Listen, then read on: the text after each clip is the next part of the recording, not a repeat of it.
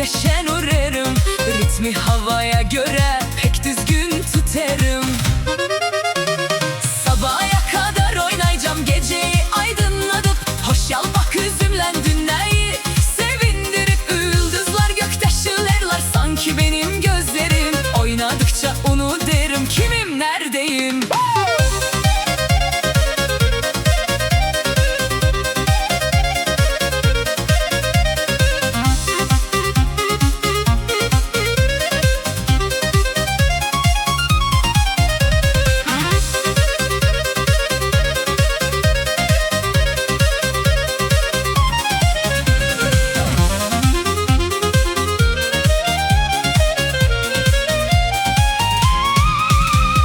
Altın başak gibi rüzgarda sallanırım.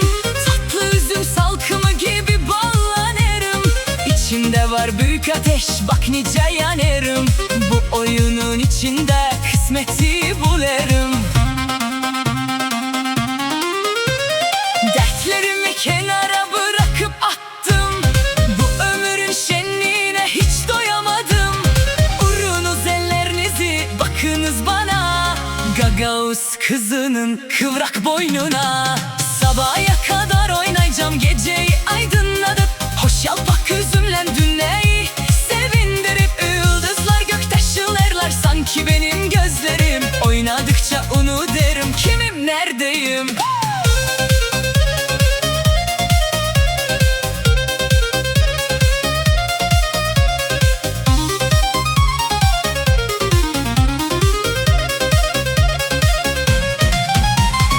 Oynayacağım, şılayacağım, niçe turna uçacağım. Yüreğimin kapısını sevdaya açacağım. Sabaha kadar